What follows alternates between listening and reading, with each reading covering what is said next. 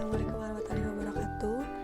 Perkenalkan, nama saya Firia Safinatun Najah, absen 32, NIM 1805339. Saya berasal dari kelas Penjas 5B. Nah, teman-teman, di sini saya akan menjelaskan kedaruratan medis 3 dengan materi keracunan dan gigitan binatang. Nah, sebelumnya saya sudah menjelaskan juga kedaruratan medis yang pertama dan yang kedua. Nah, kita langsung saja ke materi yang pertama. Nah, materi yang pertama yaitu ada keracunan. Apa sih keracunan?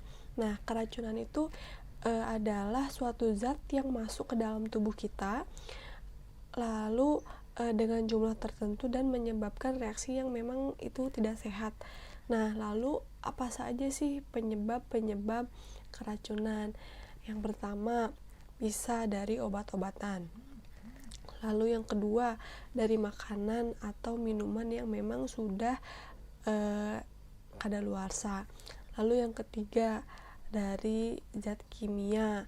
Lalu yang keempat, makanan yang memang mengandung racun. Nah, lalu bagaimana pertolongannya? Nah, pertolongan untuk keracunan di pencernaan itu buat dulu rangsangan muntah dengan jari. Bisa saja itu dicolok gitu ya, biar terangsang, biar si yang keracunan itu muntah gitu.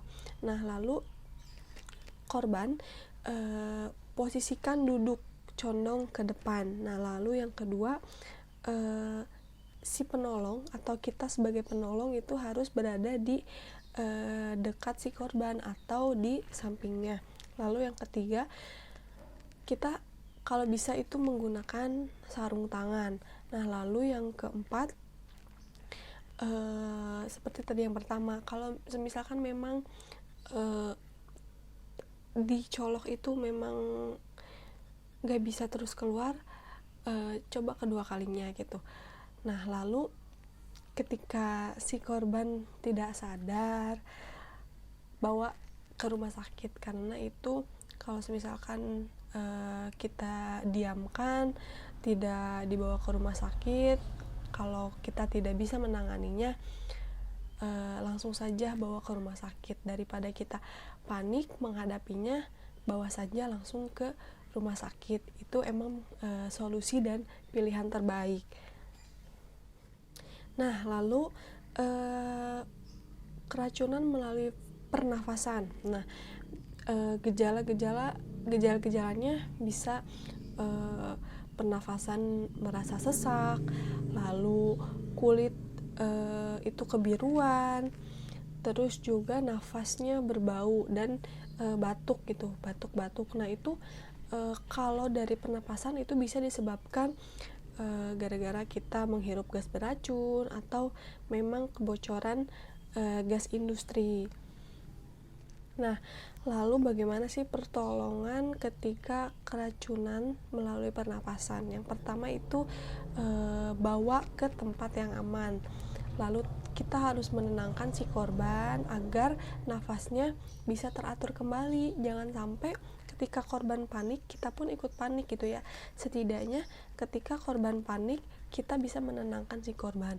Lalu yang ketiga, beri oksigen sampai si korban sadar, dan beri oksigen sampai pernafasan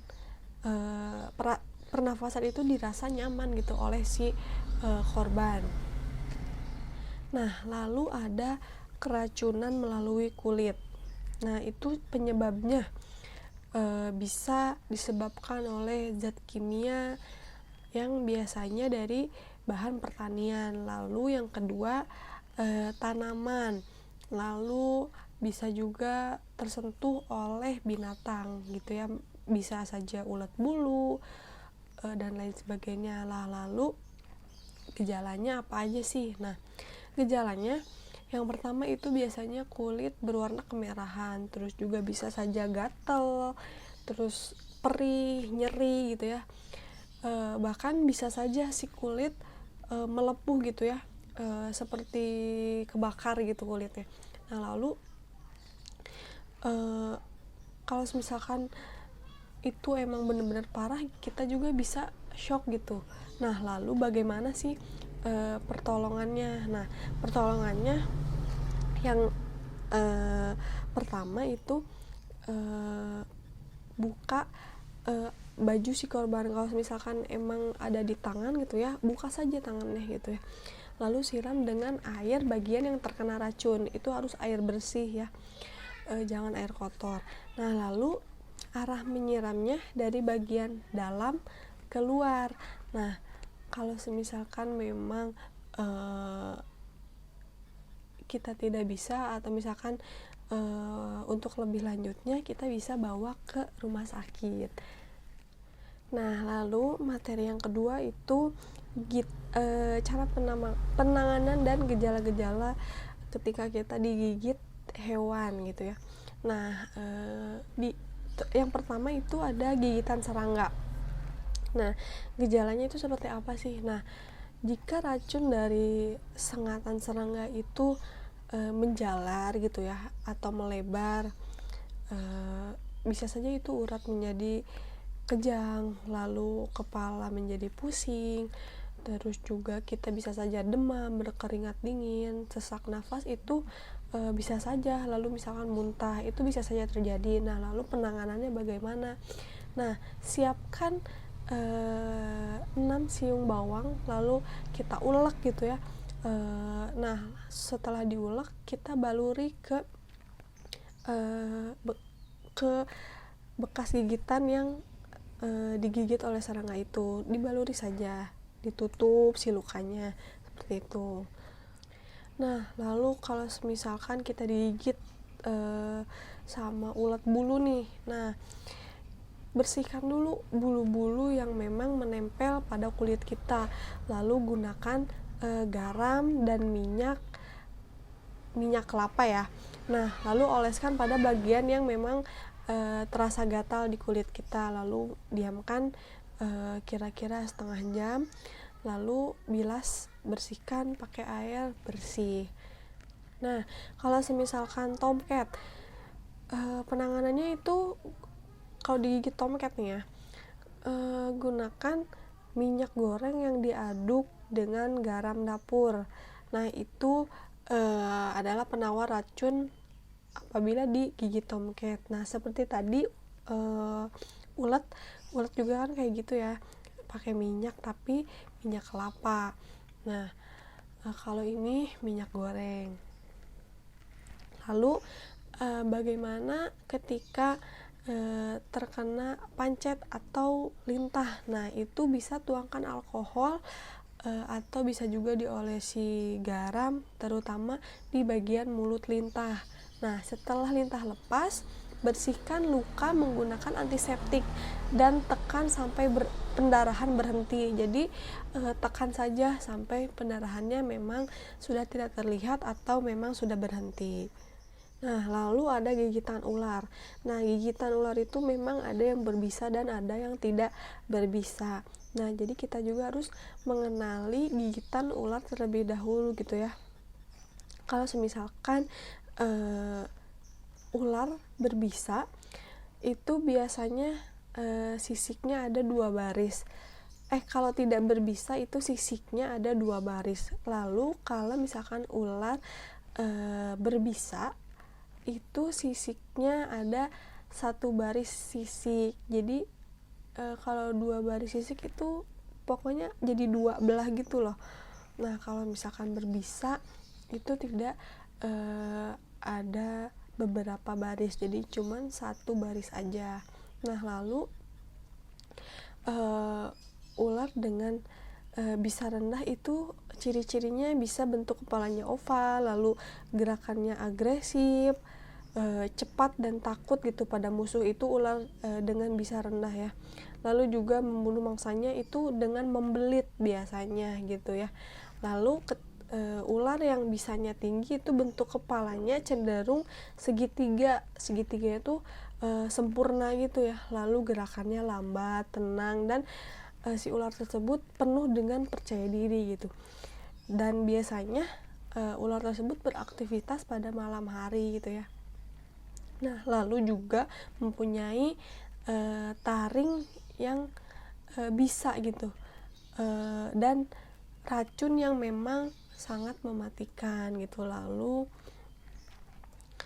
penanganan ketika kita digigit ular gitu ya, kita harus tetap tenang, diamkan lengan atau kaki yang digigit ular itu dengan jangan banyak gerak gitu, agar racun tidak menyebar.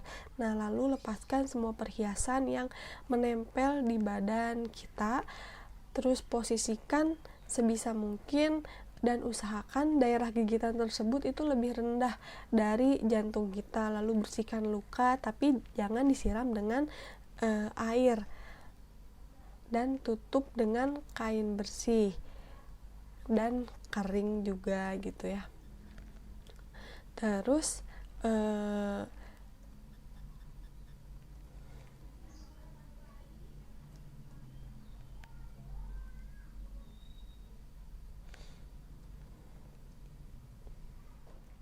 juga ada gigitan anjing. Nah, gimana sih caranya?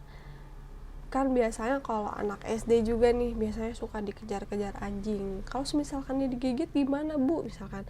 Nah, yang pertama, biarkan darah mengalir sementara gitu, demi mengeluarkan kuman dan luka yang digigit oleh si anjing itu. Lalu bersihkan dengan air bersih ya.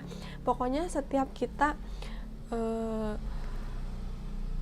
kotor gitu ya, atau kita bekas jatuh atau apapun itu bilasnya dengan air bersih, jangan air kotor gitu ya, karena itu bisa semakin kayak infeksi gitu loh kalau misalkan pakai air kotor. Nah, lalu beri antiseptik berulang kali ya, karena itu lebih efektif gitu membunuh kuman pada menit-menit awal gitu ya. Menit-menit awal tuh sebelum lama gitu ya. Jadi dari awal kita setelah dibersihkan itu harus menggunakan antiseptik berulang kali. Nah, lalu bawa ke rumah sakit atau ke dokter untuk menghindari penyakit tertentu akibat gigitan. Nah, mungkin segitu saja yang dapat saya sampaikan. Lebih dan kurangnya saya mohon maaf. Terima kasih sudah menonton video ini. Akhir kata, wabillahi taufiq wal hidayah. Wassalamualaikum warahmatullahi wabarakatuh. Terima kasih.